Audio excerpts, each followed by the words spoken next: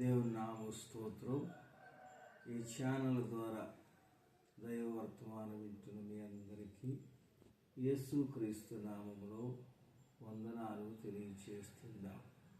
మత్తయి సువార్త 28వ అధ్యాయం 18వ వచనం నుండి 20వ వచనాలలో యేసుక్రీస్తు వారు నాకు పరలోకమందును భూమి మీదను అధికారం ఉందని తెలియచేశారు.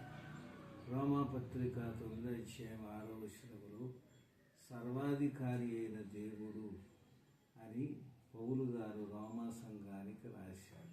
ఆయన అధికారం కలిగిన వాడు కనుకనే మత్తయి సువార్త 14వ అధ్యాయం 28-29 వచనాల్లో సముద్రమును గద్దించగా సముద్రం ఆగింది, గాలిని గద్దించగా గాలి కూడా ఆగిపోయింది.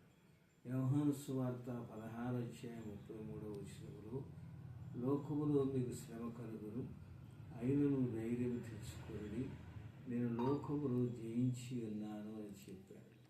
లోకం మీద పరిపూర్ణమైన అధికారం కలిగిన వాడు యేసుక్రీస్తు వారు.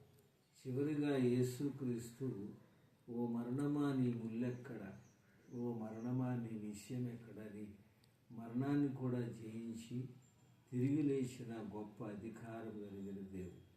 అందుచేత సామెతల గ్రంథం 3వ అధ్యాయం 5వ వచనం ప్రకారం మీ సుబుద్ధిని ఆధారం చేసుకొనక పూర్ణ హృదయముతో ఆయన యందు నమ్మిక ఉంచి ఆయనకు అధికారానికి మీరు ఒప్పుకుంటే ఆయన అన్ని విధాలా మీకు సహాయం చేస్తాడు.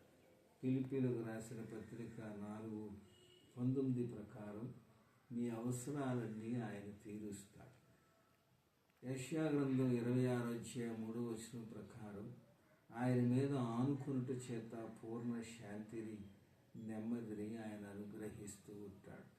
యెషయా గ్రంథం 53వ అధ్యాయం 5వ వచనం ప్రకారం ఆయన పొందిన దెబ్బల చేత స్వస్థతను ఆయన అనుగ్రహించే దేవుడుగా ఉన్నాడు.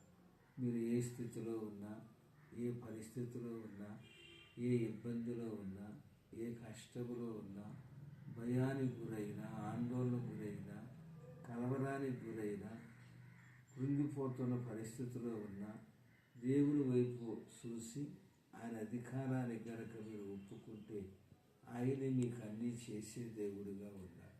అందుచేత ఆయన అధికారానికి ఒప్పుకోండి, ఆయన ఇచ్చే ఆశీర్వాదాలు మీరు పొందుకోండి. దేవుడు మీ అందరినీ దీవించును గాక.